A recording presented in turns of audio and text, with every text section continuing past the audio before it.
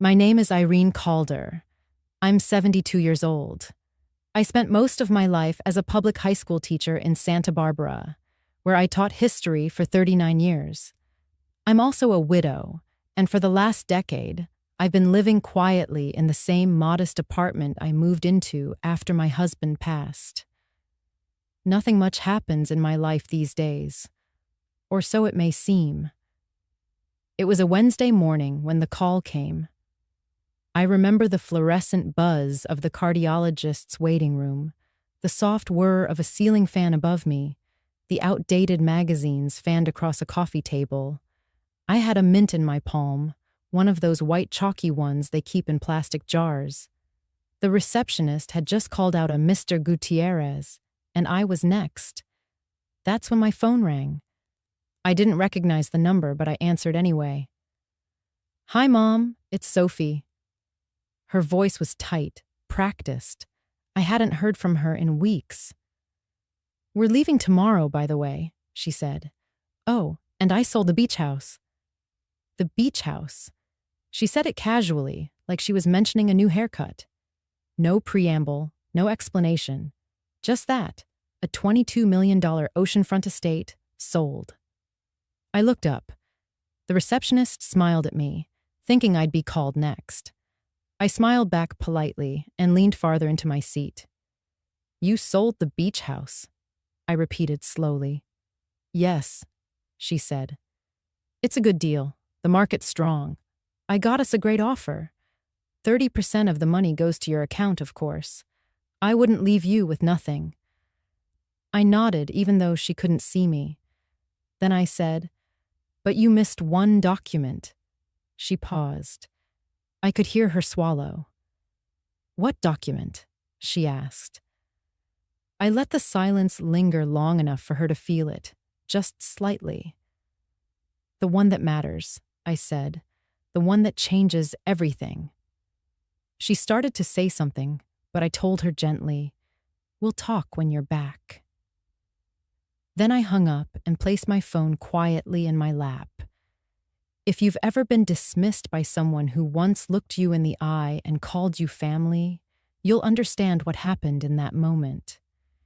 If you've ever felt like your silence was mistaken for absence, or that your years of grace were interpreted as irrelevance, you'll know why I didn't raise my voice that day.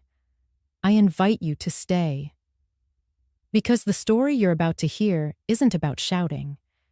It's about remembering. It's about a woman who never forgot who she was, even when others did. If this speaks to you, stay with me. And if it doesn't, perhaps it will by the end. The nurse called my name. I stood, slow but steady. As I walked toward the exam room, I passed a glass window overlooking a stretch of the Pacific. Even from this far inland, I could almost see the roofline of the house she thought she sold. There was a time I believed Sophie and I would get along. She was charming in the beginning, ambitious, attentive, eager to prove herself. After Martin died, she brought me tea with honey, handled the funeral flowers, even offered to help me log in to accounts Martin used to manage.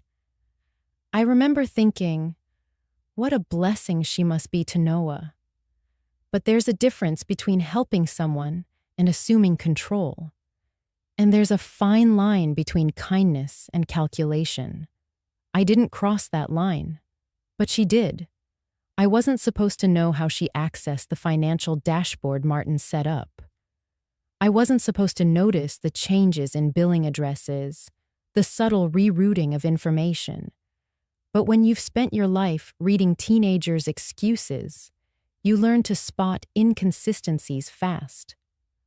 Martin once told me that people will show you who they are when they think you're no longer looking. That morning, I realized he was right. I reached into my purse and felt for the familiar texture of an envelope, not the one Sophie thought she'd outmaneuver. No, this one was written in Martin's handwriting. It had been sealed for years, marked with just one line, "Open when you're ready." I had passed by that envelope 1,000 times. In the bookshelf, under the small clock, behind an old vase no one liked. And yet, I had waited. I wasn't ready when Martin first passed. I wasn't ready when Sophie offered to help me consolidate documents. I wasn't even ready when the bank started sending notices with odd line items. But now she had sold what wasn't hers, declared her departure, called it a favor, left me 30% of my own legacy, as if that would suffice. And in doing so, she unknowingly woke something in me. I sat in the exam room, quietly answering questions about blood pressure and calcium levels. The doctor noted my chart, adjusted her glasses, recommended a few dietary tweaks. She asked if there was anything else on my mind. No, I said with a small smile. Nothing urgent. But there was. And it was waiting for me on a shelf back home. Tomorrow they'd leave. Bags packed, contracts signed, accounts closed. But tonight, I would open that envelope. And what she didn't know was, by the time she stepped foot in that house again, it would already be out of her hands. The morning Martin died began like any other. The sky outside was pale and overcast, the kind of light that made everything in the house feel hushed. I had just set the Shino teapot on the kitchen table, steam curling gently from the spout. His Leica M6 camera was resting next to his folded reading glasses, the way it always was after he came back from his early walks along the beach. He had taken a photo that morning. I found it later on the roll. An image of the shoreline, our beach house outlined faintly in the background, waves pulling in like breath. Martin was humming something soft as he sliced a peach. I remember the scent so clearly, that combination of fruit and sea salt, and the way he looked at me when I placed his tea on the table, a half smile worn from years of comfort.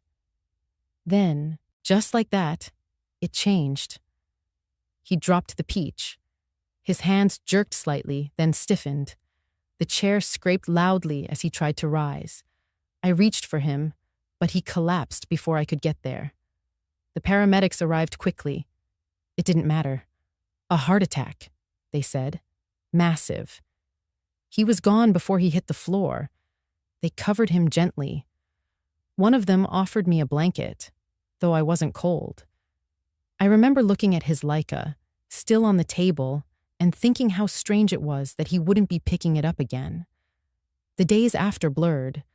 Funeral arrangements, phone calls, the uncomfortable shuffle of people trying to offer comfort without knowing what to say. Sophie stepped in almost immediately, efficient and composed. She managed the floral orders, coordinated the obituary, even arranged for someone to cancel the mail for a while. She took over passwords, too. Said she'd help me manage Martin's online accounts. "You shouldn't have to think about all this," she said sweetly, brushing a lock of hair behind her ear as she sat at Martin's desk. I nodded. I wasn't thinking clearly. My mind kept returning to that sound, the chair scraping, the fruit hitting the tile, the sudden absence. A week later, I was alone in the living room, trying to dust a bookshelf I hadn't touched in years. That's when I found it. An envelope, cream-colored, heavy, tucked between a volume of Thoreau and an old, unopened photo album. The handwriting on the front was Martin's. "Open when you're ready." It was sealed neatly, the flap pressed down with meticulous care. I stared at it for a long time, sitting cross-legged on the carpet. I traced the lettering with my finger, felt the slight indentation of his pen strokes. I wasn't ready. Not that week. Not that month. The envelope went back into the shelf. Not buried, just placed where I could see it, like a bookmark between two chapters I hadn't finished reading.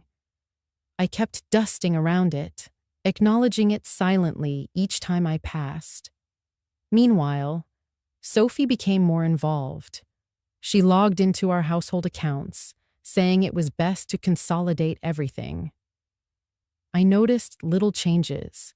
Mail started arriving, addressed to her and Noah. Bank statements stopped appearing altogether. When I asked about them, she smiled and said, "Oh, we've gone paperless. It's easier." I didn't argue.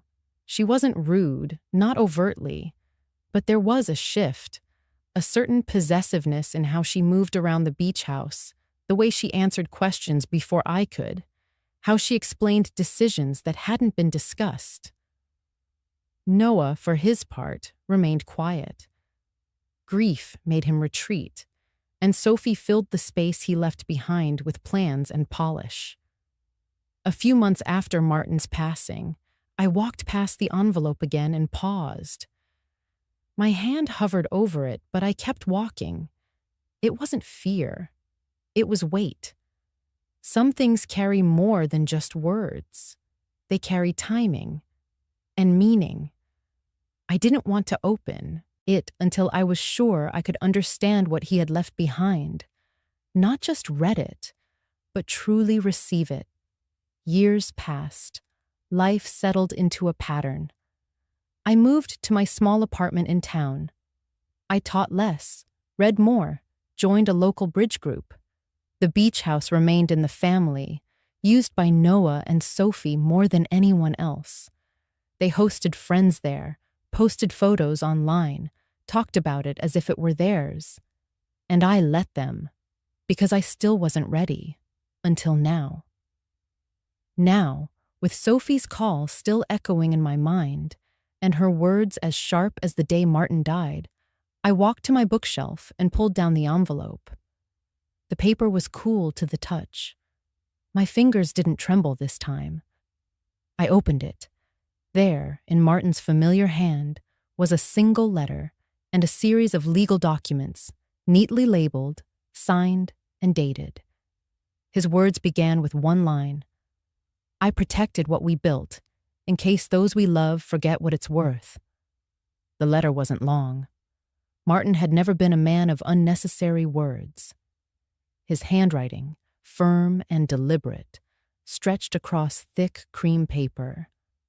I sat at the kitchen table with the Shino teapot steeping beside me, the Leica camera now perched quietly at the far corner, as if it, too, was listening. He wrote, "If you're reading this, Irene, then something has shifted. I don't know what, loss, change, fear, but I know you. You won't open this unless you must. So I'll be brief. I never stopped believing in the values we raised Noah with. But the world tempts, and grief distorts.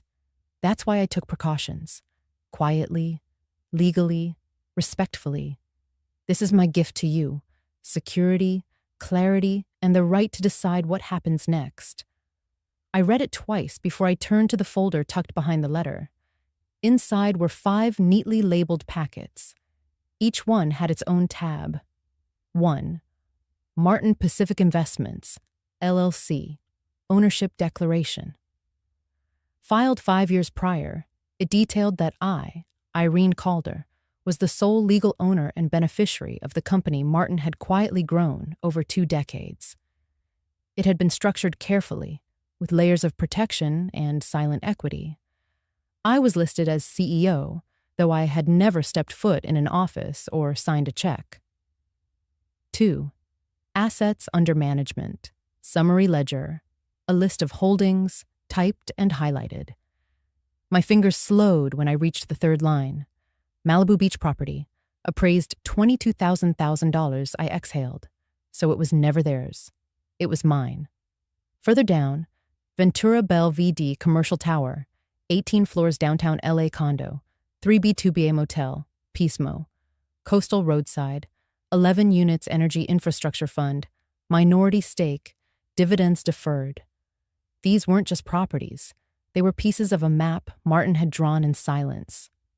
3. Power of attorney, timeline and limitations. Signed shortly after his diagnosis, The document clarified that any authority granted to family members outside of his original structure expired upon his death, unless explicitly reauthorized by me. 4. Banking instructions and contacts names, passwords, account keys, emergency contacts, all locked behind a second layer I could now access with the codes provided in the letter. 5. Final notes, ethics and wealth. This one wasn't legal, it was personal. A handwritten page of reflections.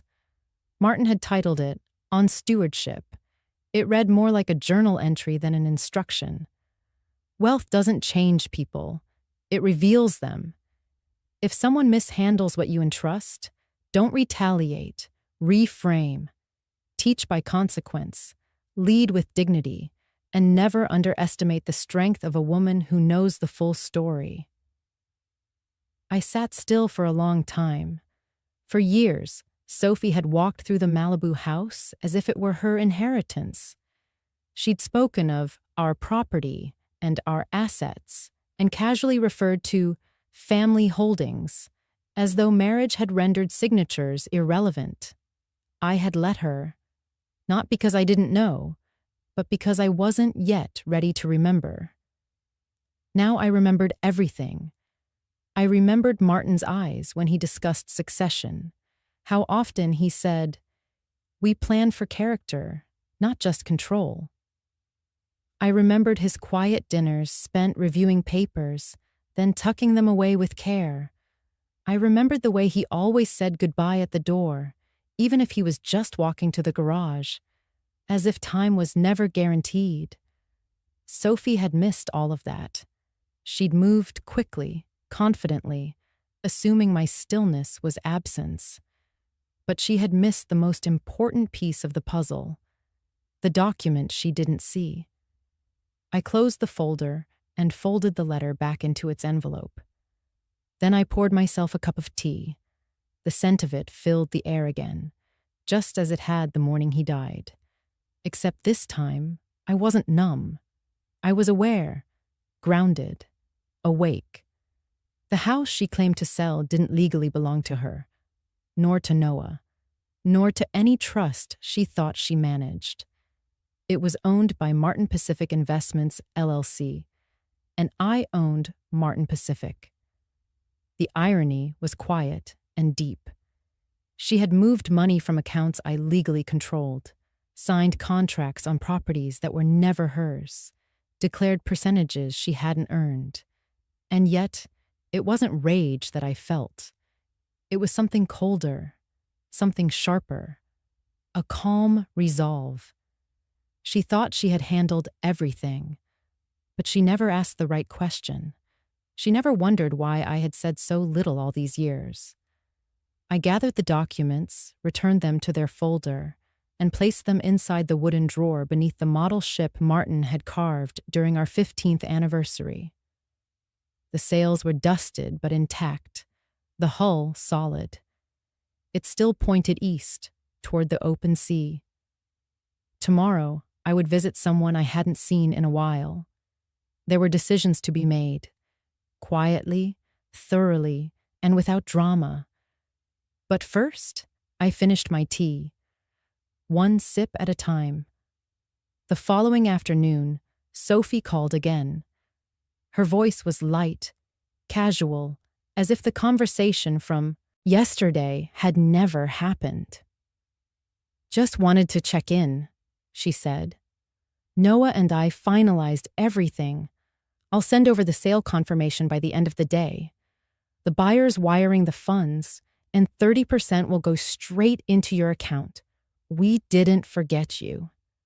She said it like a favor, like a pat on the head. I was sitting in the small, sunlit corner of my apartment, beside a potted basil plant that had stubbornly survived 3 winters. The windows were open, and the air smelled faintly of salt.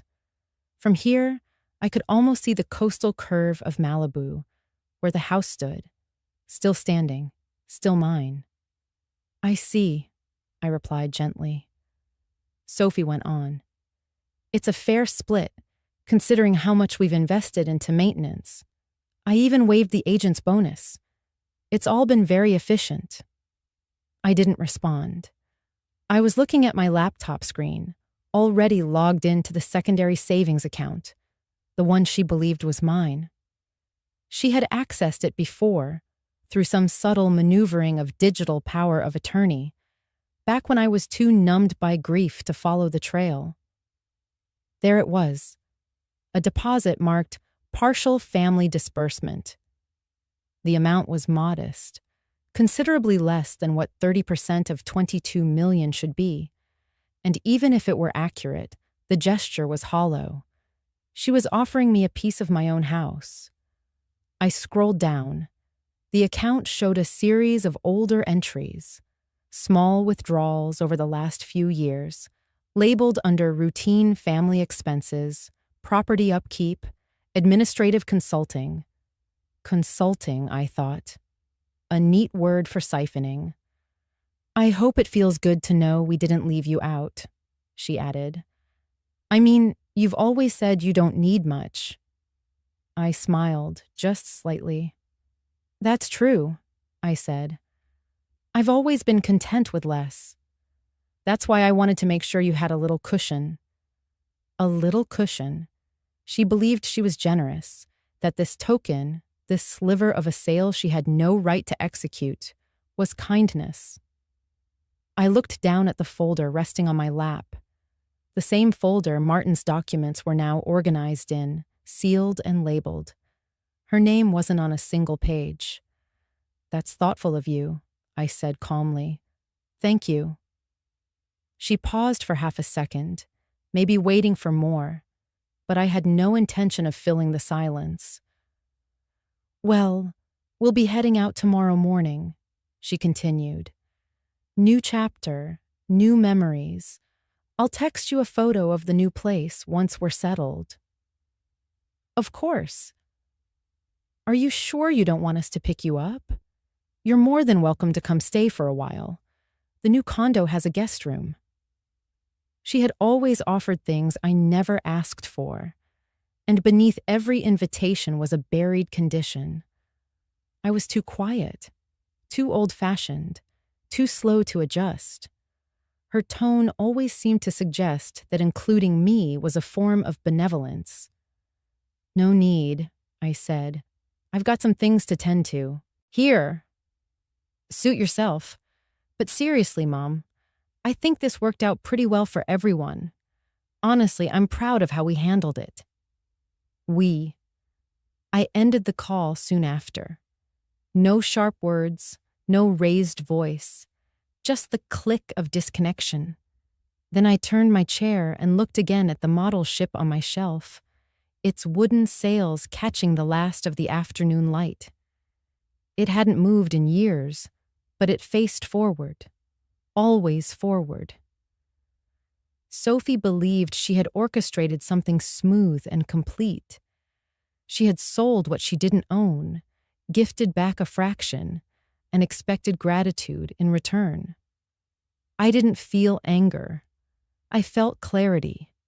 There's a specific ache that comes when someone you once welcomed into your family forgets that trust has roots, that it isn't something you snip clean for convenience. She had trimmed the branch and offered me a leaf, never realizing the tree was still standing tall behind her. I closed the banking app and set the laptop aside.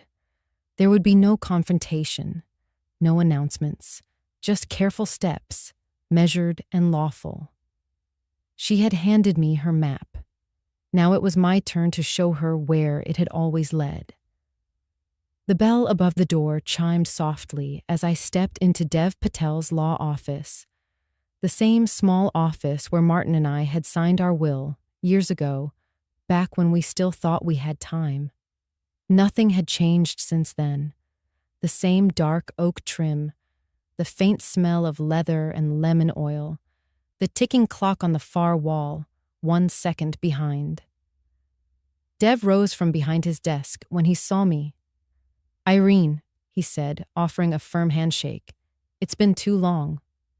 "It has," I replied, "but I believe now is the right time." He gestured for me to sit, I placed the folder carefully on the polished table between us. His eyes scanned the label, and he nodded once, understanding more than I said aloud.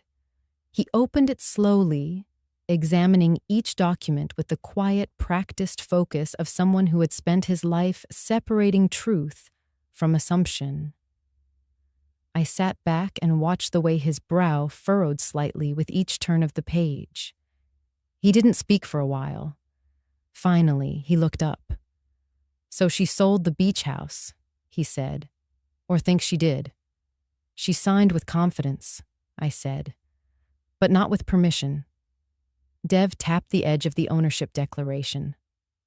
"This makes it clear.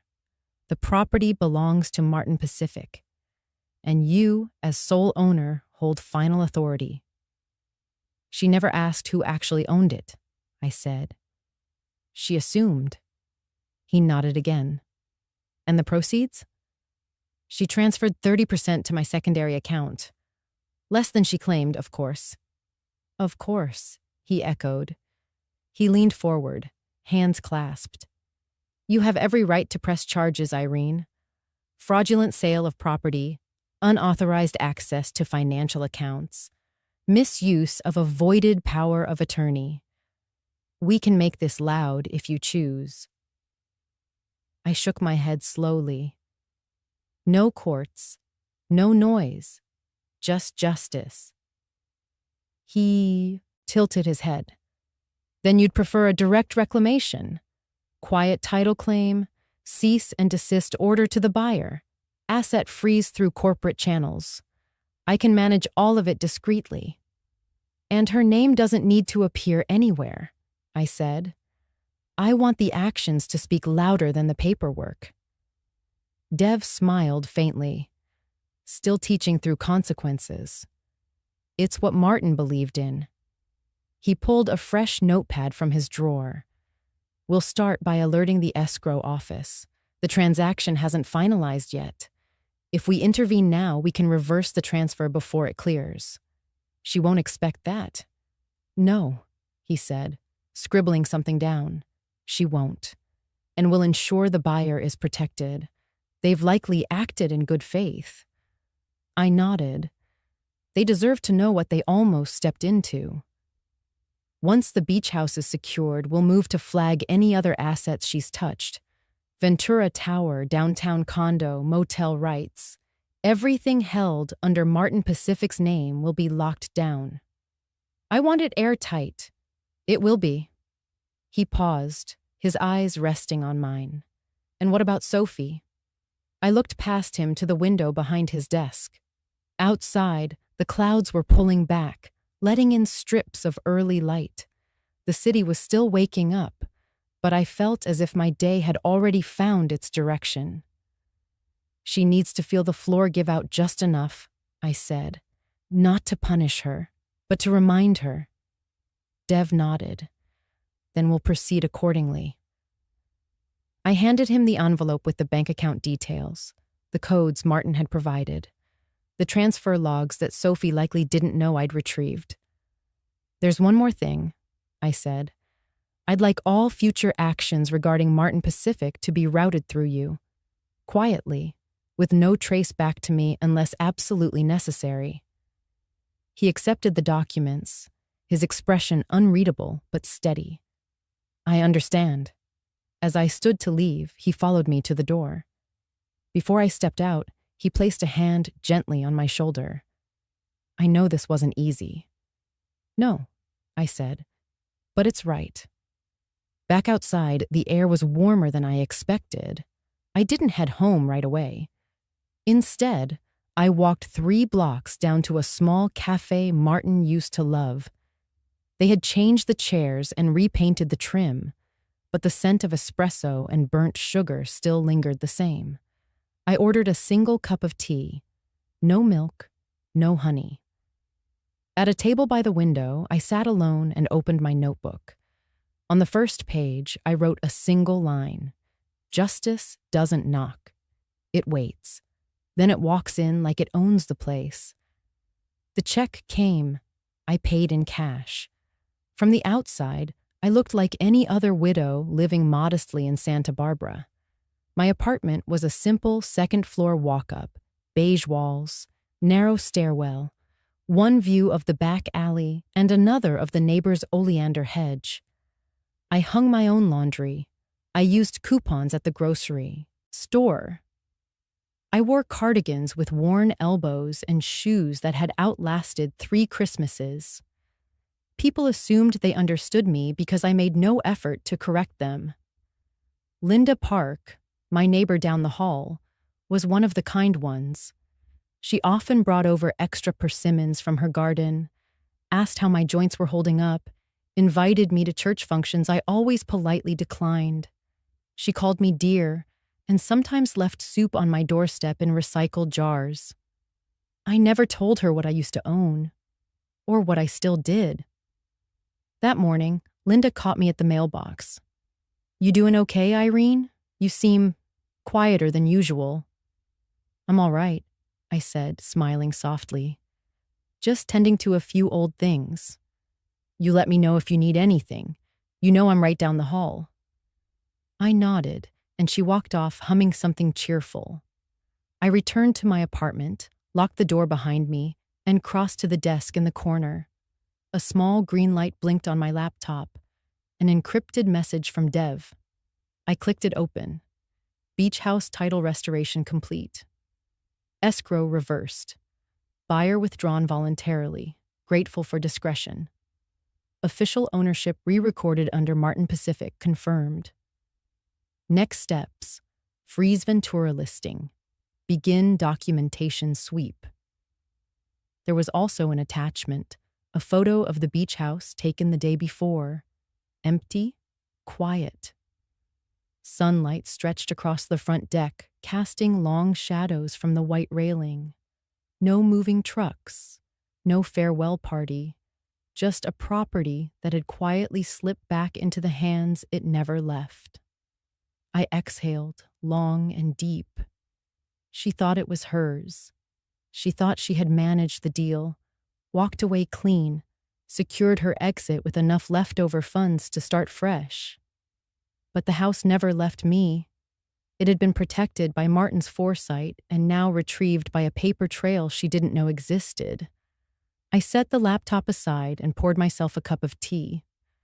The Shino teapot felt warm in my hand, the same one Sophie had once rolled her eyes at when I insisted on hand-washing it. "It's just old ceramic," she had said. But it wasn't. It had a story. A quiet one. Like me. I took my cup to the small balcony. From here, I could see the roof lines of other modest apartments, fluttering laundry, a cat on a ledge watching pigeons. It wasn't glamorous, but it was real. Every chipped step and peeling paint strip grounded me more than polished tiles ever could. The irony never escaped me. While the world saw me as someone to be helped, someone to be spared from confusion, I was orchestrating a reversal more precise than anything Sophie had imagined. She moved fast, loud, assuming dominance was power. I moved slow, silent, knowing clarity was stronger. I hadn't told Noah yet. He hadn't called. He rarely did these days unless prompted. I wondered how much he knew, how much he chose not to know. He had once been my little boy who asked too many questions. Now he lived in a world where silence was safer, where letting Sophie lead was easier than standing in between.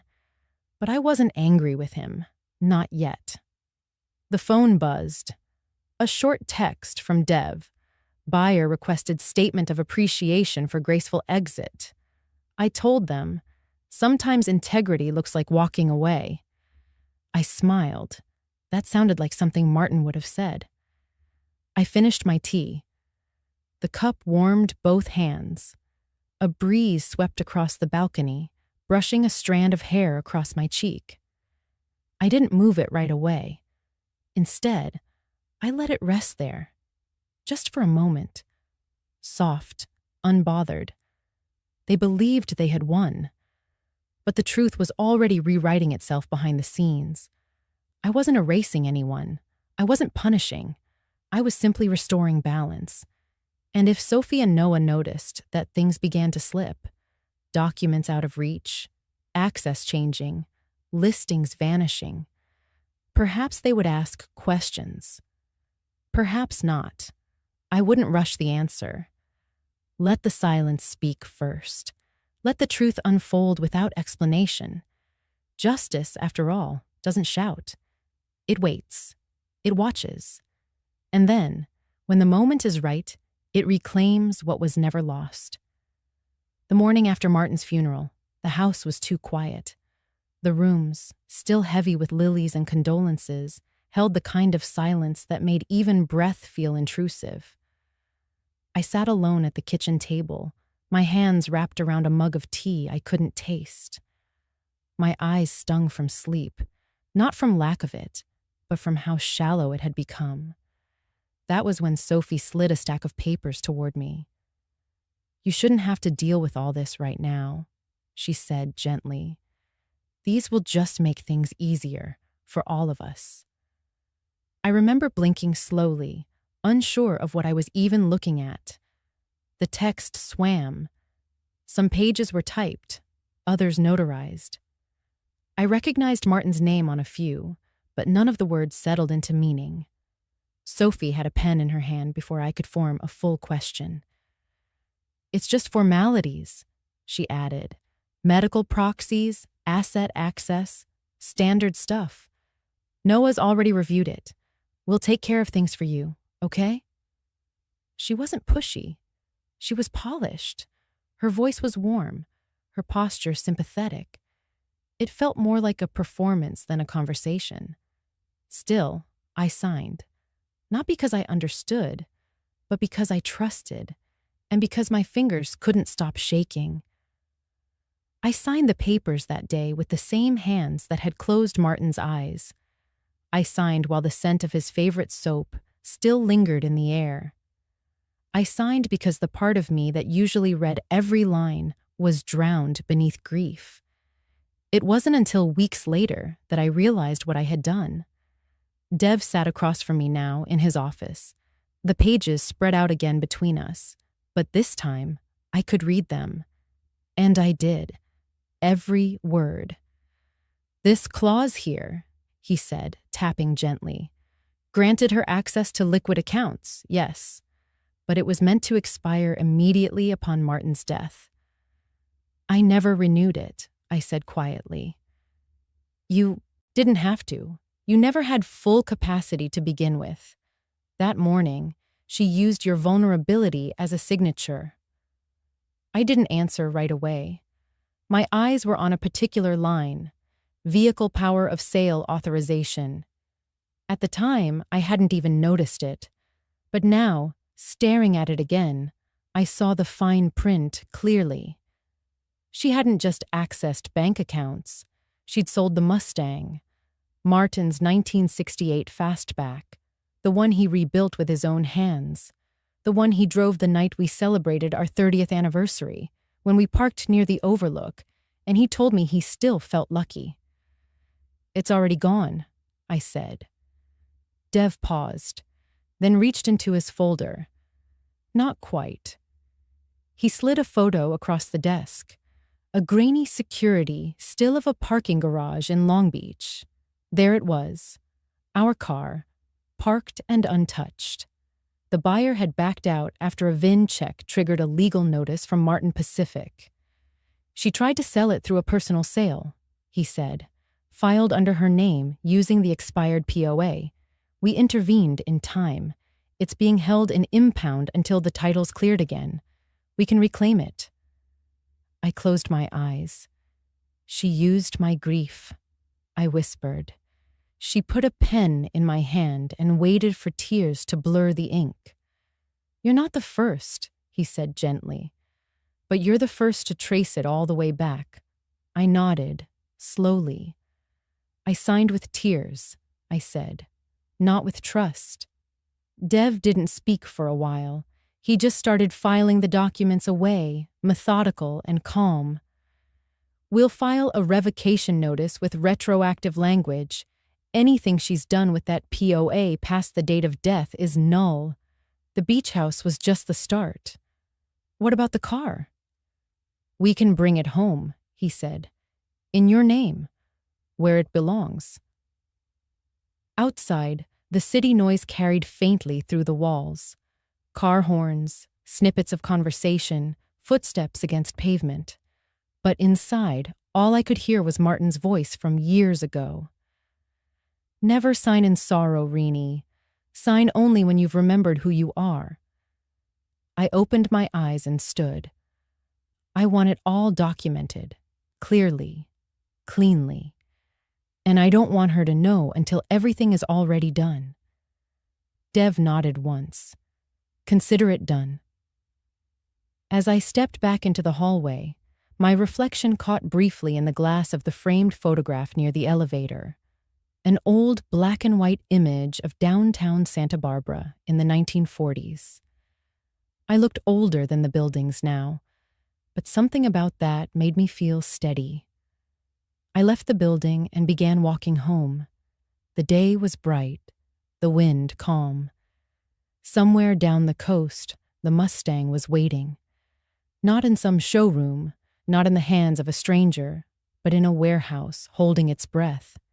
It would come back, just like everything else Sophie thought she could sign away. Dev called me early the next morning. I found something, he said without preamble. It's not just the beach house or the car. She used the Ventura building as collateral. I didn't speak right away. I was sitting in my kitchen, folding linens, the soft hum of the kettle filling the space between his words. Outside, a seagull cried somewhere above the rooftops. The sunlight came in slanted and gold. She leveraged it for what? I asked. A short-term business loan, he replied. Through a European broker. She claimed partial ownership through her husband, Noah. But the structure of Martin Pacific clearly invalidates that. She either didn't read the filings, or she didn't care. The kettle clicked off.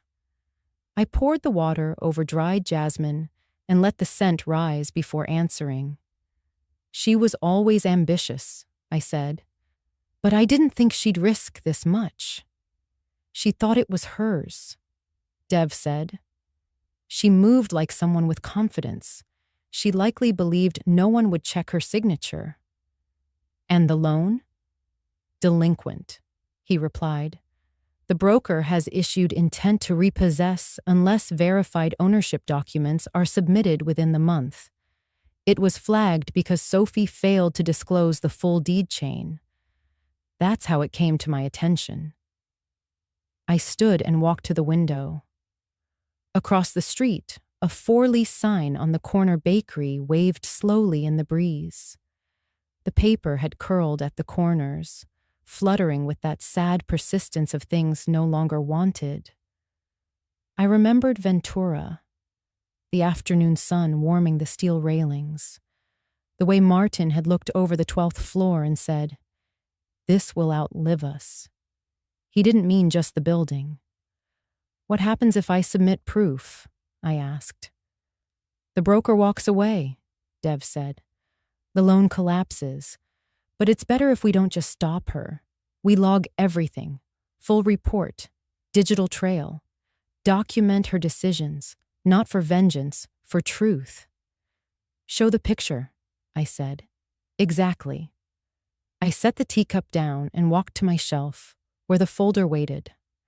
I added a new tab, Ventura, and slid in the scanned deed copy I had printed last night. Each page had Martin's signature, mine beneath it, and the company seal stamped in dark blue.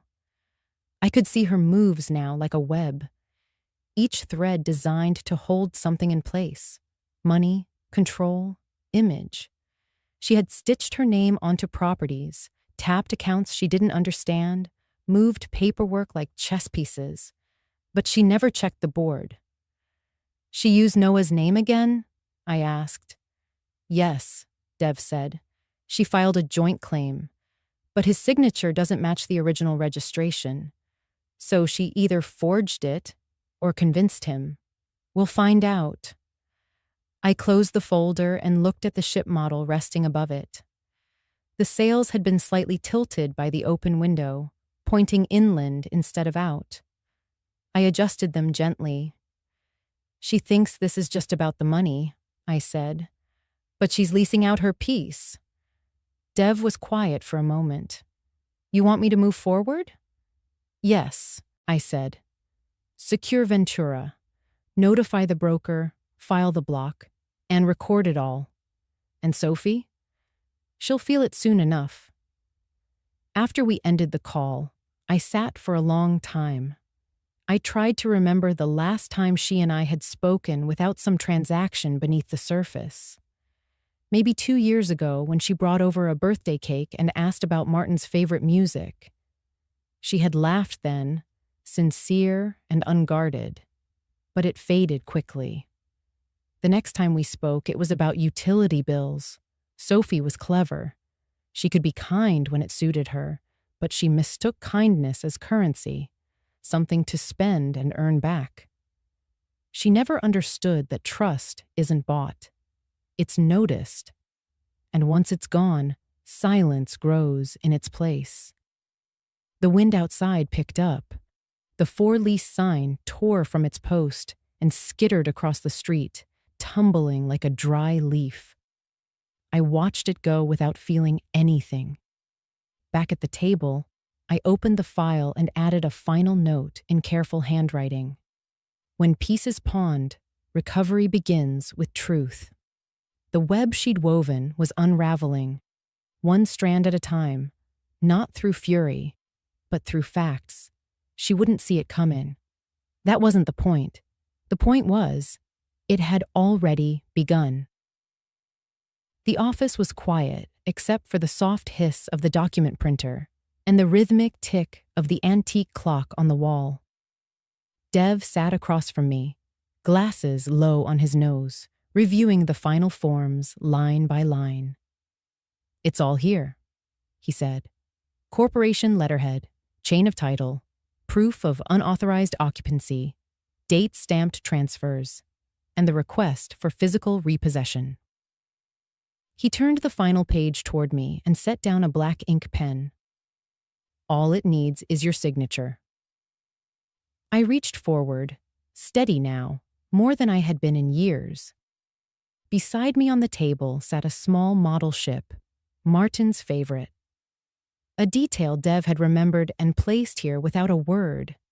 Its sails pointed forward, the bow angled slightly east. I glanced at it, then lowered my eyes to the line on the paper. I never thought I'd do this, I said softly. You're not doing anything, Dev replied. You're simply restoring what was never hers. I signed. The ink sank into the page, dark and final. He slid the folder closed, embossed with the seal of Martin Pacific Investments, LLC. She'll receive it by courier, he said. Standard delivery, signature required. She'll have 72 hours to vacate. And Noah? He'll know, but he won't be blamed. The documents clearly show she handled all filings. I nodded. Then let it go. Dev stood and moved to the window, opening it slightly. A breeze filtered in, carrying with it the scent of distant ocean salt and city dust. She thought she'd already moved on, I said. Packed, said goodbye, but she forgot that the house never answered to her. She'll realize that now. She'll feel it, I said. Not because I want her to, but because she must. He walked over to the desk and picked up the sealed envelope, the one we had prepared earlier with embossed wax. No stamps, no return label, only a gold crest, the insignia of Martin Pacific, shaped like a compass. He held it up between two fingers. We send this today? I looked him in the eye. Yes. He nodded and placed it gently into the outgoing box. On the way home, I passed the beach. It was mid-afternoon. The tide was low, the wind gentle. Families dotted the shoreline, children shouting, dogs darting into the waves. I stood near the bluff, just beyond the parking lot where Martin used to wait for me in the Mustang, with the windows down and the engine quietly purring. The beach house stood proud at the far end, just beyond the curve of palms. Pale wood, blue shutters, white balcony railings. It looked untouched, as if no one had ever tried to steal it, as if it had always known I would return. I let myself look at it, fully this time. She had walked those halls as if they were hers. Touched the cabinets Martin built, lit candles on the mantel I chose. Entertained guests who never knew the title didn't bear her name. She had taken photos there, claimed corners, labeled drawers, and called it her home. But it never was. She had moved through borrowed rooms. I walked back to my apartment in silence. That evening, I set the Shino teapot on the stove and opened my window just wide enough to feel the change in the air. It was cooler. Not quite autumn, but nearly there. On my desk, I placed the signed copy of the eviction letter in my personal folder. I paused, then added a line beneath the document in my own handwriting. She thought she sold everything, but she still missed one document. I stared at the words. They weren't cruel. They were clear. That was the difference. I closed the folder and placed it beneath Martin's letter in the drawer. As I did, a memory surfaced, him standing at the foot of the beach house stairs, holding a mug of coffee and saying, "We only lose what we give away, not what we protect." I stood at the window a while longer. The stars hadn't come out yet, but the sky was deepening. Tomorrow would begin a shift. Not loud, not public, just a quiet change in weight, like the difference between a locked door and one left open. The letter was on its way, and by the time she opened it, the house she thought she'd sold would already belong to someone else. Me. The sliding glass doors at LAX opened automatically as Sophie stepped out, dragging 2 sleek silver suitcases behind her. Noah followed, shoulders hunched, his hands buried in his pockets. The California sun hit them like a wall. Brilliant, indifferent. They didn't speak much on the ride from the airport. The cab's back seat felt smaller than usual. Sophie kept glancing at her phone. Noah stared out the window. Palm trees blurred by, one after another, like they were stuck on a loop. "We'll stop by the Ventura. Place first," Sophie said finally. "Just drop the bags and rest a bit before driving down to Malibu." Noah nodded, but didn't respond. The building came into view slowly, a pale giant on the boulevard. 11 stories of mirrored glass and smooth concrete. Sophie adjusted her sunglasses and squared her shoulders. This was supposed to be a moment of return, of control. They were home, and everything was supposed to be waiting. The cab pulled into the loading zone. Sophie reached for the handle. "I'll grab the keys," she said. They stepped into the lobby. The air was cooler inside, quiet and sterile. A security guard glanced up from his booth. Sophie gave a quick nod and approached the elevator. She pressed the button. Nothing happened. The screen above blinked red. "Out of service," she muttered. A man in uniform stepped out from the hallway behind the desk. "Excuse me, are you Mrs. Calder?" She blinked. "Yes, I'm Sophie Hale Calder." He reached into a folder and held out a sealed envelope. "This was hand-delivered this morning. You're listed as recipient." She hesitated, then took it. It was wax-sealed, embossed with a compass crest she didn't recognize. The envelope felt heavier than it should have. She broke the seal with her thumb. Noah stepped beside her, frowning. Her eyes scanned the first line, then the second. Her fingers tightened. What is it? He asked. She didn't answer. Instead, she folded the letter back inside, turned to the guard, and asked quietly, "Is our unit still ours?" The man looked uneasy. "I'm just the weekend guy, ma'am. But there's a note here. It says access is temporarily restricted pending corporate review." Noah's jaw tightened. Corporate review? Sophie's phone buzzed in her hand. She looked down. A new email.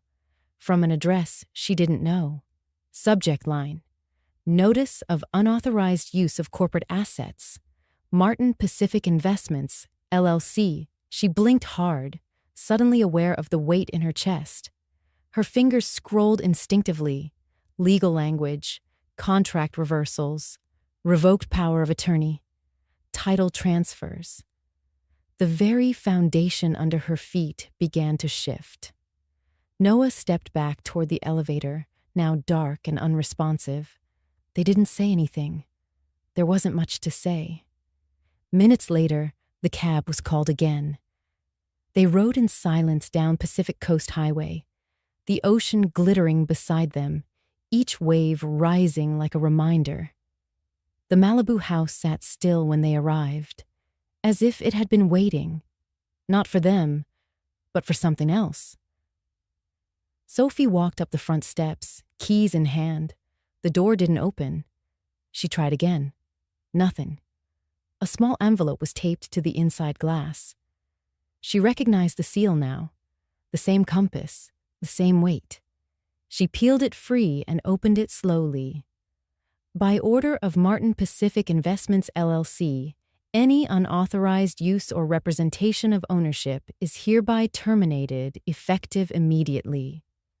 Noah sat on the porch railing, his shoulders hunched again. She lowered herself onto the step beside him, the envelope crumpling in her hand. "I thought I had time," she whispered. "I thought I was doing the right thing." He didn't respond. Behind them, the sea rolled on without pause. Sophie pulled out her phone and stared at the screen. Then she scrolled to my name. She hesitated, then pressed call. I answered on the second ring. "Mom." Her voice cracked. I said nothing. "We need help," she whispered. A soft knock came at my door just moments later. Not on the phone. Real. Linda stood there, holding a paper bag of oranges. "You all right?" she asked, studying my face. "I'm fine," I said with a small smile. She hesitated. "You seem peaceful." "I am." She nodded, uncertain, then placed the bag in my hands. "I heard something about the Calder girl being back," she said. "Rumors going around. People saying the fancy place up in Ventura got locked up." I didn't confirm or deny. Linda leaned in slightly. "Some people learn from falling. Others don't. But it takes someone steady to let them." She didn't wait for a response, just gave a parting smile and walked down the hall. I closed the door behind her and returned to my chair. Outside, the sky was changing color, evening coming gently. The wind had shifted. I folded the letter from Sophie back into its envelope and placed it beneath the ship model. They had returned, but not to what they remembered. It was nearly 10 when the knock came. 3 soft taps, not urgent, not angry, just hesitant. I set down my book and listened for a moment, unsure whether I had imagined it. But then it came again, quiet, measured, as if the person on the other side wasn't entirely sure they were welcome. When I opened the door, Sophie stood there, alone. Her makeup had faded. Her blouse was wrinkled at the shoulder seams, like she'd been leaning against something for a long time. She clutched her phone in one hand, a jacket in the other, and for the first time in years, she looked small. She didn't speak right away. "I didn't know where else to go," she said finally. The hallway light buzzed above her. I stepped aside. "You can come in." She entered like someone crossing a border, not wanting to be seen. Her eyes scanned the space. Same walls, same furniture, same stack of folded laundry by the window. Nothing grand, nothing modern, just mine. I walked to the kitchen without asking what she wanted and filled the Chino teapot with water. She stood in the middle of the living room, unmoving. "I'm not here to ask for anything," she said quietly. I nodded, still facing the stove. I wanted to say I understand now. I turned off the flame once the whistle rose, poured 2 cups, set them both on the small table beneath the window. She followed slowly and sat across from me. For a long moment, neither of us spoke. I thought, "Control meant security," she said. "I thought if I moved fast enough, if I made all the right decisions, I could hold everything in place." Her voice trembled, but I didn't hold it. I broke it. The tea between us steamed gently. I didn't rush to respond. When I finally spoke, my voice was low. "This was never about the house, Sophie, or the money. It was about forgetting the weight of what you were given." She lowered her gaze. "I treated you like a problem," she whispered, "like someone I needed to manage. I thought I was protecting what was ours, but it wasn't ours." "It was never yours to sell," I said. "I know." I watched her carefully. She wasn't crying, not quite, but her hands were trembling now, the same way mine had the day I signed the paper she handed me. I lied to myself about the documents, about Noah, about you.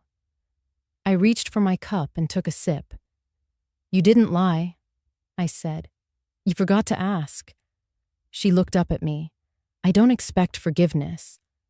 "Good," I said, "because forgiveness isn't something to request. It's something to recognize." She was quiet again. The wind rattled the window pane slightly.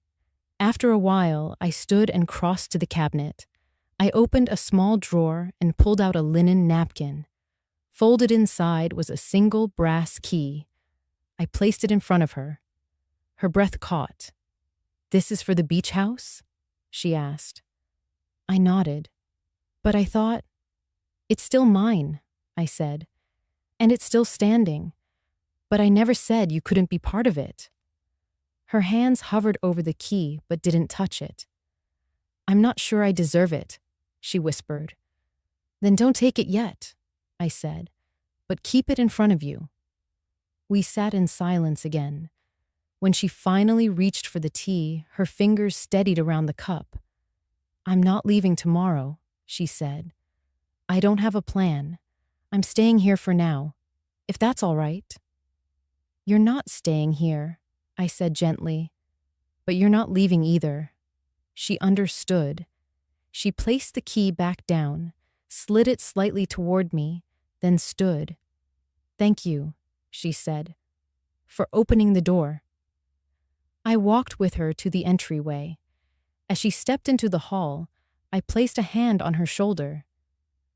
"This is still your home," I said, "if you're ready to rebuild it." She didn't answer. But the nod she gave me was the first honest thing I'd seen from her in years. I closed the door gently behind her and returned to my seat. Outside, the wind had softened. The house was quiet, but something had shifted. The door had opened, and not just mine. The next morning, I found Noah waiting by the stairwell of my building. He was holding an envelope, fidgeting with the flap like he couldn't decide whether to open it or toss it away. "I didn't want to call," he said. "Didn't think I had the right." "You still do," I replied. He followed me upstairs, walking with the posture of someone carrying something heavier than paper. When we reached my door, he hesitated before handing me the envelope. It was inside Martin's old briefcase. I'd forgotten we even had it. Sophie found it when we were looking for insurance papers. I opened the flap and pulled out a small white key card. Attached to it was a note in Martin's handwriting. Box number 903, only when love forgets value. I looked up. There's more, Noah said. Downtown. A bank. Sophie said she remembered hearing Martin mention a safe deposit box once. I thought it was just a story. But when I called, they confirmed it was still active. Under your name. Why didn't you go alone? I asked. Because I think it's not mine to open. 2 hours later, we stood inside a quiet, temperature-controlled room at the Bank of Los Angeles. The clerk led us through a secure door and handed me a long steel key. The walls were lined with numbered boxes.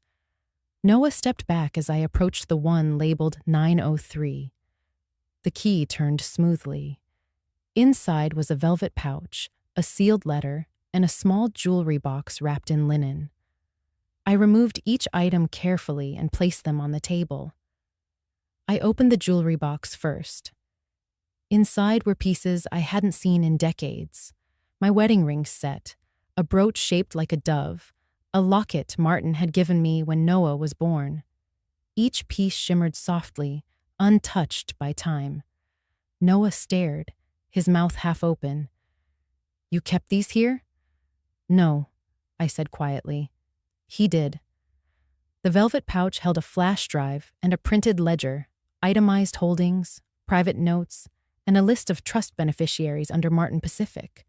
My name appeared at the top. Sophie and Noah's names were next to an asterisk. Noah leaned forward. There's a note, I said. I opened the sealed envelope. Martin's handwriting flowed steadily across the page. If this box is open, then something has cracked.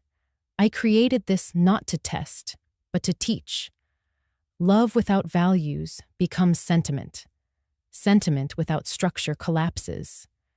If our family ever loses sight of what we built, let these items remind them, not with punishment, but with proof. At the bottom, another line. Irene, decide with your hands, not your heart alone. I folded the letter and looked at Noah. He sat down slowly, his hands in his lap. She told me we were building something, he said, a future.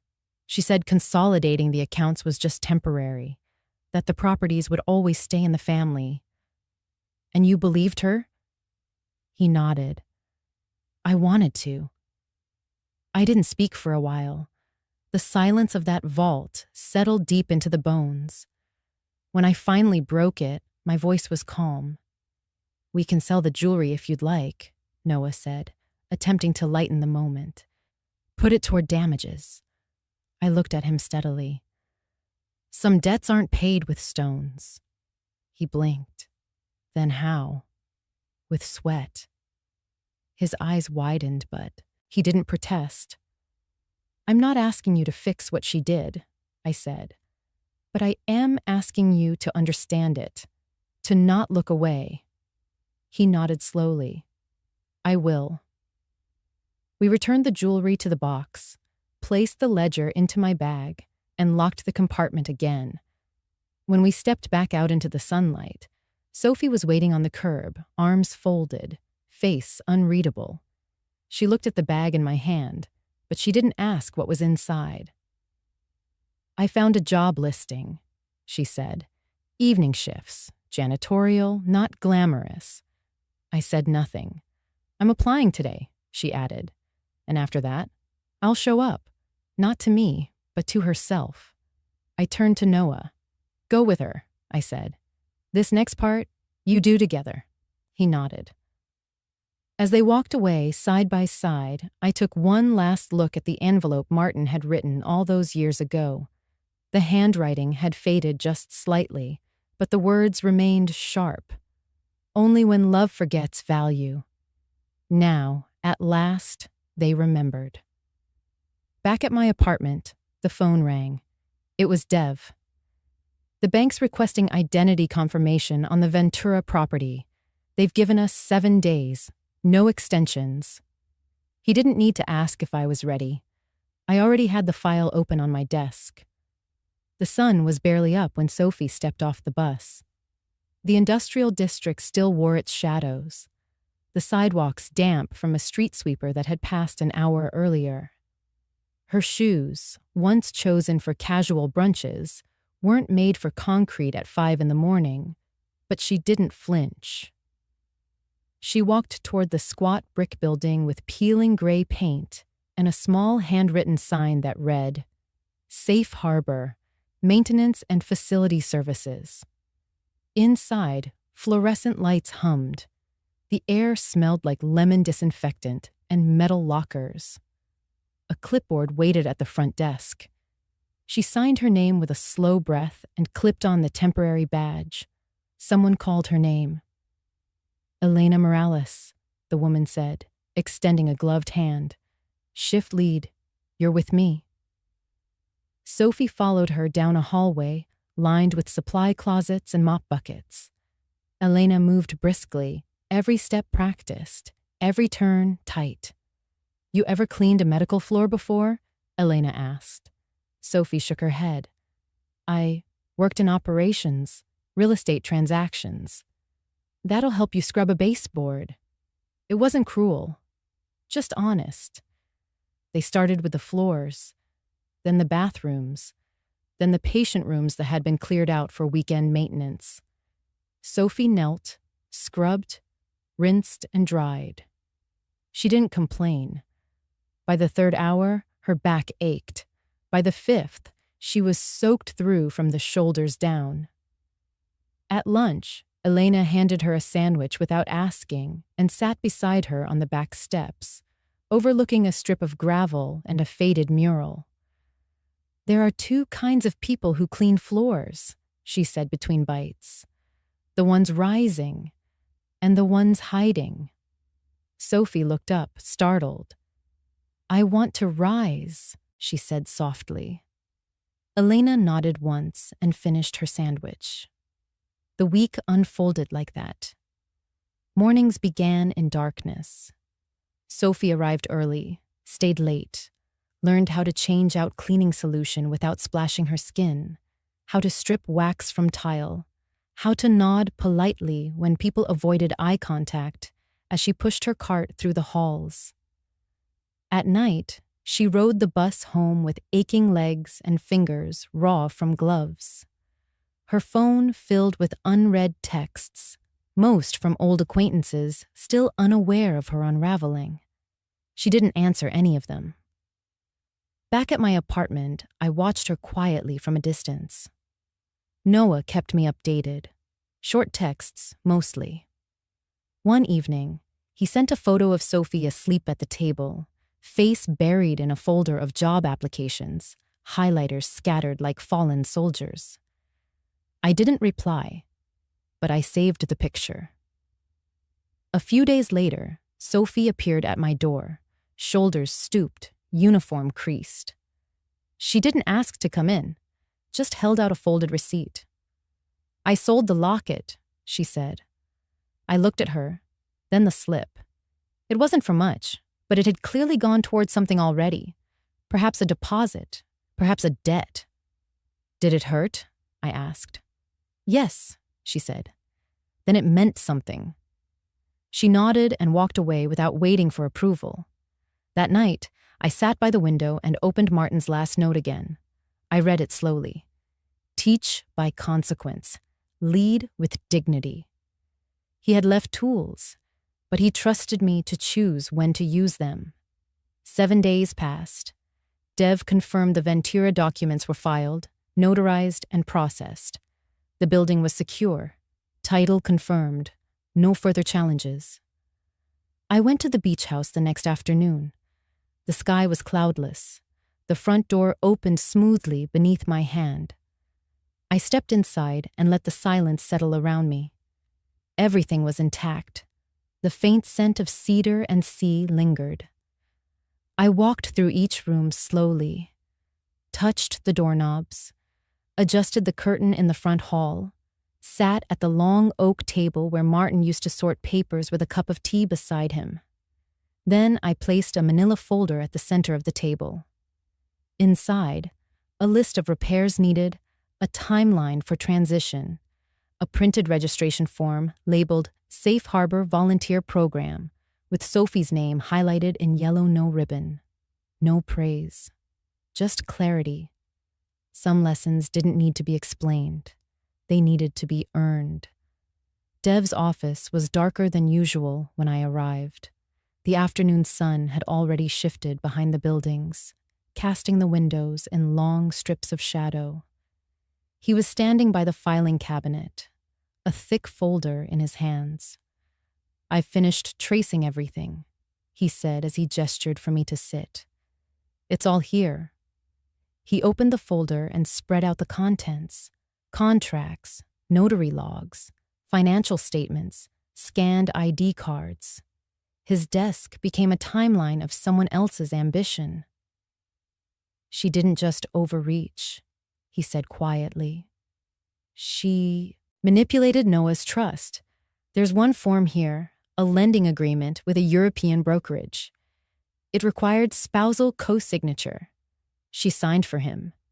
"Forgery," I said. He nodded. "Clean handwriting match. Even the notary was falsified. We contacted them. They've never seen either of them." My hand rested on the edge of the table, not from shock, from recognition. "What else?" I asked. Dev flipped to a set of emails, communications between Sophie and a private intermediary posing as an investment consultant. The emails promised quick approvals in exchange for access to real estate assets. "She used Ventura as collateral again," he said. "But this time, she submitted altered copies of the title, omitting the Martin Pacific ownership line, and she claimed that you were an inactive stakeholder." "She built the whole thing on assumption," I said. "And urgency," Dev added. "She rushed every signature, pushed every deadline. She moved as if she thought the window would close before anyone caught up." I reached for the original title copy and laid it side by side with the version Sophie had submitted. "It's not just about taking what wasn't hers," I said. "It's about erasing what was mine." "She did both," Dev said. I looked at him. "And Noah?" "He's clean," Dev replied. We found a message from Sophie instructing the broker not to contact him directly. She controlled the correspondence and submitted every form through her own email. He didn't see a thing. I nodded slowly. Dev leaned back in his chair. "If you want to press forward, you can," he said. "Fraud, coercion, civil penalties. The DA's office would be interested, especially with this level of documentation." I closed the folder gently. "And what happens to her?" "She'd likely be barred from future financial practice. Her credit, her name, her reputation. I'm not interested in tearing her down," I said. Dev raised an eyebrow. "I want her to feel the weight of what she almost lost, but I don't want her ruined." He didn't respond right away, just folded his hands and looked at me. "That's rare," he said finally. "Most people want blood." "She has to live with it," I said. "That's the consequence. And if she learns, really learns, then maybe that's worth more than court dates." Dev tapped the folder. "Then we use this not to prosecute, but to protect. We file ownership defenses, lock down the chain of title, notify all institutions. We make her legally irrelevant." "Exactly." "And the boy?" he asked gently. "Noah deserves a clean start. He didn't hold the pen." "I'll remove his name from the collateral filings," Dev said, "and we'll clear his record from every trace of this." I nodded. He stood and gathered the papers back into the folder, sealing them with a red tie. "I'll mark the file as closed but accessible," he said. "In case she ever tries again." "She won't." "How can you be sure?" "Because for the first time," I said, standing, "she knows I see her." Dev walked me to the door. Before I left, He reached into his drawer and handed me an envelope. "One more thing," he said. "From the bank. The Mustang's title is now fully restored, and the vehicle's been delivered." "Delivered where?" He smiled. "Check your garage." When I arrived home, the sun had nearly set. The sky was the color of amber glass, and the air smelled faintly of eucalyptus and warm pavement. I unlocked the garage behind the apartment and lifted the door slowly. There it was, the 1968 Mustang, forest green, chrome, clean as a mirror. I stepped inside and ran my hand along the steering wheel. The leather was worn, but familiar. A breath of memory passed over me like wind through a screen door. I sat for a moment in the driver's seat, both hands resting in my lap. This was the first thing she had tried to take.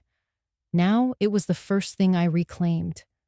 Not to prove anything, but to remember that what's built with love can't be signed away by greed. The letter arrived in a plain white envelope with no return address. It was from the bank, an official notice requesting updated ownership verification for the Ventura property. The language was polite, but firm. If the documents weren't submitted within 7 days, the account would be suspended. Collateral seized. Automatic lien procedures triggered. I read it twice, then set it down on the table beside the Shino teapot. Outside, a soft wind moved through the oleander bushes along the fence. I could hear Linda's wind chimes tapping faintly against one another like cautious reminders. Inside, my apartment was still, but something in the air had shifted. I picked up the phone and called Dev. "They're applying pressure," I said. "I figured they would," he replied.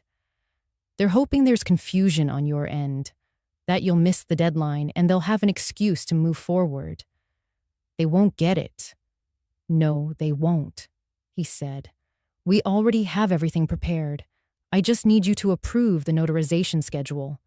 They want an in-person verification, but I've requested a proxy appearance on your behalf. I'll be there myself." "Irene? I want them to see me." He paused. Then, "Okay." After we hung up, I sat for a moment with my eyes closed. The weight of everything pressed gently around my chest, not unbearable, but dense, like standing waist deep in water with the tide pulling at your balance. Later that afternoon, I ran into Linda in the stairwell. She had a paper bag tucked under one arm and a look of concern on her face. "Something's different about you," she said. "Not bad different. Just heavier." "Just a long week," I said. She tilted her head. "You know, I always thought you were the quiet type because you were tired. But I'm starting to think you were just waiting." "For what?" "For the right moment." I smiled faintly. "Maybe." She reached into the paper bag and handed me a loaf of fresh bread wrapped in brown parchment. "Whatever you're carrying," she said, "just remember, storms don't test the sails, they test the anchor." "Thank you," I said. That night, I walked to the garage and opened the door again. The Mustang sat there, gleaming under the dim single bulb. I sat in the driver's seat, hands resting on the wheel, the smell of old leather and worn rubber grounding me. Sophie had been silent for days. No texts, no calls, no updates. But silence doesn't mean peace. Sometimes it means someone is gathering the courage to face what they've done. Other times, it means they're waiting for the consequences to blow over. Either way, I wasn't chasing her. I turned the key in the ignition. The engine sputtered, then roared to life. Low, steady, full of memory. I let it idle for a moment, the vibrations humming through my legs like a heartbeat. I didn't plan to drive anywhere, just needed to feel what still belonged to me. Across town, Sophie sat on a concrete bench outside the employment office. She held a manila folder in her lap, papers dog-eared from interviews and rejections. Her uniform was folded beside her, her shoes scuffed at the toes. The sun was setting, painting the sidewalk in copper tones. Noah joined her, handing her a coffee. She took it without speaking. "They sent a letter," she said. "I know," he replied. "It came to my email, too. They're giving her a deadline. She won't miss it." Sophie nodded slowly. "I don't know what I expected," she whispered. "That it would all just settle? That I could sweep up the pieces and glue them back with enough good behavior?" Noah didn't answer. He just sipped his coffee and looked ahead. "I don't think she hates me," Sophie said after a moment. "No," Noah said. "She's just waiting to see if you'll keep showing up." Sophie looked at her hands, stained faintly from cleaning solvents. "I will." Back at my apartment, I returned to the table and reviewed the packet Dev had prepared. Everything was ready. Notarized, clean, verified. But I paused before sealing the envelope. I picked up a pen and wrote a single sentence at the bottom of the final page. "Ownership is not possession. It's stewardship." Then I signed. Not because they demanded it, but because it was mine. The room was quiet except for the distant ticking of a wall clock and the soft clink of porcelain as I set down the Shino teapot. Sophie sat across from me at the small kitchen table, both hands wrapped around her cup, though she hadn't taken a sip. She looked tired, but not in the way people look when they've missed sleep. It was the tiredness of someone who'd begun seeing herself clearly for the first time. I used, "To think wealth meant being able to buy whatever you wanted," she said, staring down into the tea. "That if you had enough money, you didn't have to ask permission. You didn't have to explain yourself." "And now?" I asked. She looked up. Her eyes were softer than they had been in years. "Now I think it means respect. For people. For time. For what something costs that doesn't have a price tag." I nodded, but didn't answer. She reached into her bag and pulled out a folded sheet of paper. She laid it on the table between us. "I wrote this down last night. It's a schedule. My shifts. My expenses. What I owe. Financially and otherwise. I don't want to guess anymore. I want to live by what's real." I unfolded the page. Her handwriting was neat, almost deliberate, like she'd tried not to rush. There were rows of numbers, penciled notes in the margins, even a small reminder at the bottom. "Don't skip meals. Sleep matters." "You're rebuilding," I said. "I'm trying." She hesitated, then continued. "I used to get so frustrated with how calm you were. I thought it meant you didn't care, that you weren't paying attention." "I was paying attention," I said. "I just didn't need to be loud about it." Sophie laughed quietly, almost to herself. "I see that now." We sat in silence for a moment. The light through the window shifted across the floor, stretching out the morning into something that felt almost like peace. "I know you don't owe me anything," she said, "but I'm here because I want to be. Not because I'm out of options." "You always had options," I said.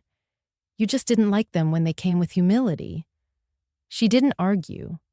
I leaned forward, resting my hands on the folded paper. "You're not the first to forget where something came from, but few people are brave enough to walk back toward the truth once they've built a life around the illusion.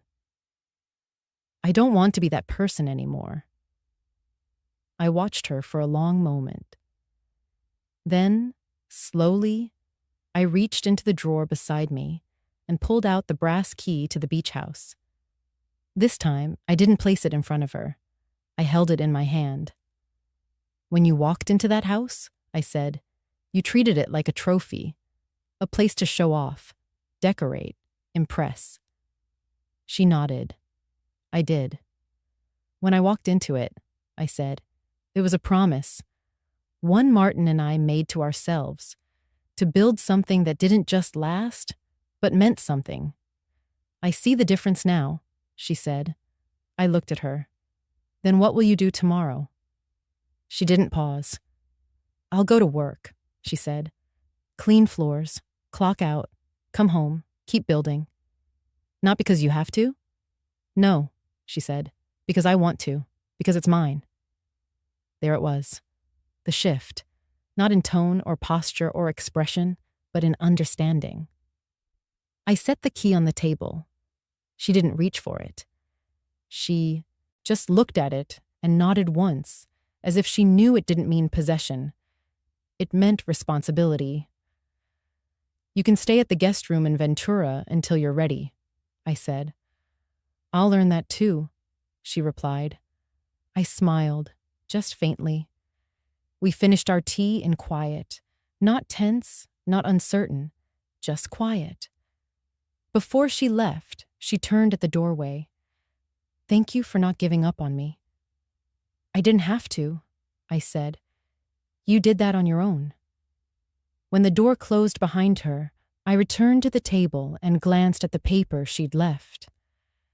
At the very bottom, beneath the schedules and bills and penciled reminders, she had written something else. Dignity doesn't start big. It starts honest. I folded the page and placed it inside the same drawer that held Martin's letter. Tomorrow, the final papers would be signed, titles reaffirmed, files closed. But today, Sophie had looked in the mirror and chosen not to look away. The scent of cedar and ink filled Dev Patel's office. Afternoon sun poured through the tall windows, illuminating the quiet, book-lined space with a golden stillness. I sat opposite Dev, the manila folder resting between us like a sealed door waiting to be opened. He adjusted his glasses and gave a slight nod. Everything's in order, but I waited for you before processing the final file. I didn't answer immediately. Instead, I took a long look around the room. The framed degrees, the aged mahogany shelves, the photograph of Martin and Dev shaking hands at the ribbon cutting of the Ventura property. A different time, a different weight. He slid the folder toward me. You're sure you want to finalize it today? I opened the flap. Inside were 5 documents. The official eviction reversal, the revocation of Sophie's temporary power of attorney, the reinstatement of ownership to the estate in Santa Barbara, the notarized confirmation of the LLC's restructure, Martin Pacific Investments now under full Calder control, and the chain of custody report, the one document that would silence every doubt. I am, I said softly, but I want Sophie to see the final page. Dev raised an eyebrow. It's her signature, forged. She knows she didn't sign it. Yes, I said, but she needs to understand how far it went, how close it came to something criminal. Dev turned the final page around so it faced me. At the top, the words, Certified Document Analysis, Suspicious Authorship Verification. A full forensic breakdown followed. Ink pressure inconsistencies, signature angle deviation, matching sample errors, and in the final paragraph, a statement from the notary. Upon re-evaluation, the signature was not witnessed as originally claimed. I retract my prior verification. Sophie hadn't just been careless. Someone else had coached her. Do we know who pushed her to do it? I asked. Dev hesitated. There were texts, traced to a woman named Elizabeth Mercer, a paralegal at the time. She no longer works at the firm. He handed me another page, screenshots of messages. One line stood out. Just sign it. Your mother-in-law won't notice. You deserve the house anyway. I let the paper rest between my fingers. She didn't act alone, I murmured. No, but she stopped alone. We sat in silence for a moment. Then Dev leaned forward, his voice low but clear. You can press charges: coercion, attempted fraud, forgery. The documents are airtight. We've built the case with care. I know, but you're not going to. I smiled, just faintly. No. He didn't push. He just nodded as if he'd known all along. I'll archive everything, he said. Box 903 if you ever need it. I stood slowly, gathered the folder, but left the last page behind. That page? Dev asked. Let her read it. She already confessed. But she hasn't forgiven herself, I said. This isn't punishment. It's instruction. He placed the page in a separate envelope, sealed it, and wrote her name in neat block letters across the front. Sophie Calder, it read. We walked together toward the door. As he held it open, Dev looked at me with that measured calm I'd come to respect so deeply. You've given her something rare, Irene. She gave it to herself. I just made room for the lesson. As I stepped outside, the ocean wind carried the scent of salt and late summer. Across the street, Noah stood by the car, leaning on the passenger door. He waved when he saw me. Sophie sat inside, eyes closed, her head resting against the window. When I opened the door and slid into the back seat, she turned. Did he show you everything? She asked. I handed her the sealed envelope. This is yours now. She looked down at her name, then back at me. What's in it? Proof of what almost happened. Her fingers tightened slightly around the paper. And if I open it? That's your choice. Noah pulled into traffic, the soft hum of the road filling the car. We didn't speak for a while, just watched the city drift by, block after block, until the buildings gave way to the slow openness of the coastal highway. Sophie finally placed the envelope in her lap. I'll read it when I'm ready. I nodded. Take your time, but don't forget. She smiled, faint but steady. I won't. The car climbed a hill, and just beyond the crest, the ocean came into view, wide, blue, eternal. The truth had surfaced, but what mattered more now was what we chose to build on top of it. The old hinges creaked when I pushed open the back door of the beach house. Dust danced in the light, and the familiar scent of sea salt mixed with aged wood wrapped around me like a memory. I hadn't stepped foot in this place since the morning Sophie told me, with perfectly flat eyes, that it had been sold. But it wasn't gone. It had never really been hers to sell. The documents had been filed. The deed was back under my name. The LLC had been restructured, the eviction reversed, and the utilities reinstated. Still, something inside me knew. A house is not a home until you return with intention. So I was here. On a Wednesday morning, wearing old sneakers, hair tied back, carrying a paper bag filled with fresh lemons, soft white towels, and the last photograph Martin had taken of the front porch, when it still had our name etched on the bench. Noah met me there an hour later. He didn't say much, just rolled up his sleeves and walked with me room to room, opening windows, wiping down counters, hauling debris from the backyard where the wind had scattered broken terracotta and wilted palm fronds. There was no dramatic music, no grand transformation, just work, quiet, satisfying work. We didn't repaint the house. We let the white walls breathe. We didn't bring in designers or architects. We brought in light. By the third afternoon, Sophie arrived. She stood at the edge of the driveway for a while before stepping inside. I was kneeling by the fireplace, restacking logs, when I saw her shadow cross the threshold.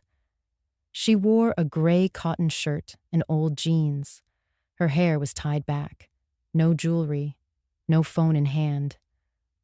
"I brought something," she said, almost in a whisper. She held out a box.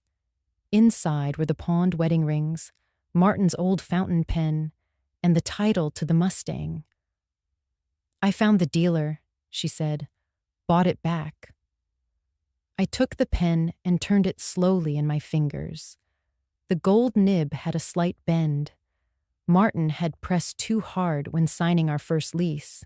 He'd always said it was a good omen.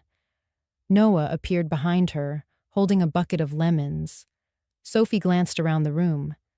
"This place, it still feels like him." I nodded. It was his favorite rhythm: ocean, coffee, silence. She placed the box on the coffee table, then sat on the floor beside it. "I've been working nights, just part-time, at a place near Safe Harbor." "Elena's Cafe?" Her eyes widened. "You know her?" "I sent her your resume." Sophie looked down, smiling faintly. She said the job was already filled, but when I showed up, she said the spot just opened. "Elena believes in earned chances," I said, "not handouts." She was quiet for a while. Then, without prompting, she spoke again. "I used to think power was about having the keys to the car, the house, the bank." She paused, reaching into her pocket. She held out one last item, the envelope Dev had given her, still sealed. "I haven't opened it," she said, "but I will, just not yet." "You don't have to explain," I said. "I'm not explaining, I'm choosing." She took a breath. "I want to build something, not take something."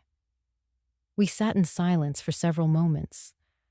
Then Noah, with his usual quiet timing, broke it gently. "There's paint in the garage, if you want to do the porch swing." Sophie looked at him, a warmth in her eyes I hadn't seen before. "I'd like that." I rose slowly, brushing dust from my knees. "You two paint. I'll make tea." I returned to the kitchen, unpacked the lemons, and placed the Chino teapot on the stove. The kettle whistled low and soft, like a memory humming. When I stepped onto the porch with the tray, they were already sanding the bench. The ocean wind carried flecks of paint and the smell of citrus. I poured 3 cups. Sophie held hers in both hands, breathing in the steam. "This tastes like forgiveness," she said. "No," I replied. "It tastes like beginning again." Noah raised his cup in a quiet toast. To doing it right, this time. And for the first time in a long while, I didn't feel like someone returning. I felt like someone arriving. The coastline shimmered as the sun broke gently over the horizon, casting long golden stripes across the glass windows of the beach house. I stood at the edge of the deck, barefoot, letting the cold wood warm beneath my soles. The sea moved with a rhythm that felt familiar again, not loud, not dramatic, just constant. Behind me, the house was quiet. Noah had gone for groceries. Sophie had left early for her shift at the cafe, a folded apron tucked into her canvas bag. It had been 6 weeks since the storm broke. 6 weeks since I found myself sleeping in a stranger's guest room with a suitcase that wasn't even zipped properly. 6 weeks since a woman who once called me mom tried to erase me with a pen stroke and an escrow transfer. And yet, I stood here again, in the same place she thought would never be mine. The estate was no longer pristine. The lawn had patches of overgrown clover. The shutters still needed fresh paint. But it was honest. There was laughter in the kitchen last night, music from an old speaker, and that, to me, was enough. I walked slowly inside, my fingers grazing the banister that Martin built with his own hands. The Leica camera sat on the entry table, just as I had left it in a moment of nostalgia. I picked it up now and raised it to the window. Framed in the glass was the old boat model that had survived every move, every attempt at modernization. Click. It made a soft, satisfying sound, the kind of sound you only notice when you're quiet inside. Later that afternoon, Dev arrived. He stepped out of his car in polished shoes, carrying a folder tucked under one arm. He looked at the porch swing, freshly painted in deep ocean blue.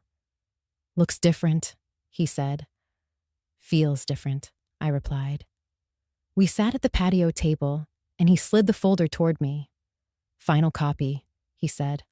"All documents have been recorded. The LLC is now locked to your sole authority. Sophie signed the waiver. Noah witnessed." I didn't open the folder. "Thank you, Dev." He nodded and leaned back, gazing at the surf. "I've seen many settlements," he said after a pause. "But few rebuildings, fewer, still with this much grace." "I didn't want revenge," I said. "No," he agreed. "You wanted restoration." We talked for a while about the legalities of guardianship, of backdated authorizations, of what could have gone wrong if one page had gone unsigned. But it hadn't. I had chosen every step deliberately, carefully, quietly. When he left, I walked into the study and placed the folder on the bookshelf, next to Martin's letters. The weight of paper had once crushed me. Now it anchored me. That evening, Sophie came home late. Her shoes were dusty. There was coffee on her sleeve. She looked exhausted, but peaceful. "There's a package for you," she said, setting it on the table. Brown paper, no return label. I opened it and found an old brass key and a handwritten card that simply read, "Box 903, still yours." My breath caught. "I thought we closed that," I said aloud. Sophie tilted her head. "What is it?" "A deposit box. Long time ago. Martin's idea." I smiled, almost despite myself. Leave it to him to tuck away one last breadcrumb. The next morning, I made a quiet trip to the bank. The clerk was older now, but remembered me. "Been a while," she said, unlocking the long metal drawer and sliding it toward me.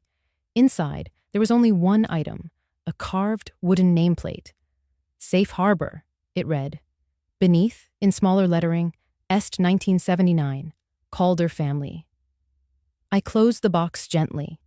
That weekend, we mounted the nameplate on the front of the house, not as a claim of ownership, but as a promise to rebuild without shame, to rise without noise, to love, even when uninvited.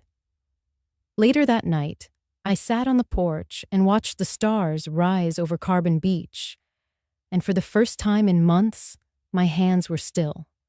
My heart, light.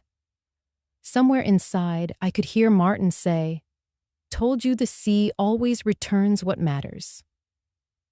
The night had fallen softly, like velvet drawn over a world that had finally exhaled. The sea no longer roared. It hummed like a lullaby it had sung for decades.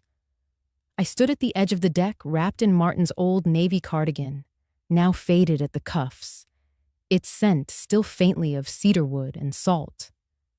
The porch light flickered behind me. The wooden plaque, "Safe Harbor," caught the glow, casting a long shadow across the front step. I had never believed in omens, but that shadow, stretching calm and still across the wood I once scrubbed alone, felt like peace. Noah joined me with 2 mugs of tea. He handed me the one with the chipped rim, my favorite, and leaned against the railing, quiet. "She's sleeping," he said. "Long shift tonight." I nodded. Sophie had come home later than usual, her voice hoarse but her shoulders straight. In the kitchen, she'd asked me if I wanted her to repaint the hallway. I said yes. The silence between Noah and me wasn't heavy. It was a shared stillness, like the space between waves. he finally said. I never really saw it happening. Everything with Sophie, with you, with the house. You weren't supposed to, I said gently. That's what trust does. It lets us close our eyes. He looked at me, guilt flickering across his face. You didn't fail me, I continued. You just paused. But you came back. He nodded slowly. I'm sorry, Mom. I know. We sat a while longer before he turned in. I stayed. The stars above Carbon Beach were clearer than usual, unmarred by city haze or wind. I counted 6 before I stopped trying. It wasn't about quantity. It was the fact they were there. Inside the house, everything had shifted in small ways. The photos I thought I'd lost had returned. Sophie had unpacked them from a box I hadn't touched. She placed one on the mantle of Martin holding the Leica, squinting into the sun, our son on his shoulders. In the hallway, the Chino teacup sat beside the new paint swatches. In the garage, the Mustang was back, still dusty, but with a new set of keys hung neatly on the hook. Every item, every corner, was now touched by presence, not control. Earlier that week, I had received a letter from Sophie. Not an email, not a text, but a real letter, folded and tucked under my placemat at breakfast.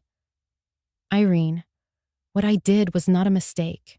It was a choice, a bad one. I knew what I was doing. I chose myself over you. And yet you didn't choose revenge. You chose dignity. And that did something to me. I still have so much to learn. But if you'll allow it, I want to. Thank you for not shutting the door. It was signed simply, Sophie. I had read it 3 times. I didn't cry, but I held on to it like something breakable. I glanced at the model ship on the windowsill now, its sails still crisp after all these years. It faced west, toward the sea, just as Martin had placed it. He once told me, ships aren't meant to stay docked, but they need a safe harbor to return to. The irony, of course, was that for a while, I'd mistaken silence for weakness. I'd forgotten that restraint was its own kind of power. That quiet doesn't mean giving up. It means rising when no one claps. A breeze moved across the beach, rustling the dry palms. Somewhere in the distance, a wind chime whispered. I stepped down from the deck and walked barefoot across the sand. The tide had receded, revealing smooth stones and traces of seashells crushed by time. I bent to pick one up, white, curved, perfect in its incompleteness. As I held it, I thought of all the women I'd met in whispers. Linda, who watered her garden twice a day just to avoid the noise of her son-in-law's anger. Elena, who stayed late at work not for money, but for the silence.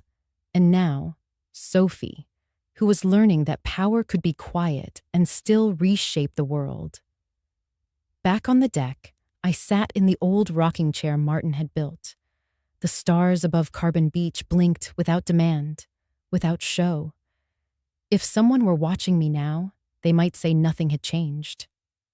But everything had. Not with fireworks, not with fury. With one envelope, one signature, one woman who refused to disappear. And if you're hearing this, I hope you remember, justice is quiet. Love teaches, not pleases. Thank you for walking this journey with me. If this story touched you, rate it from 0 to 10 and tell me, where are you watching from? Let's build a global circle of quiet strength.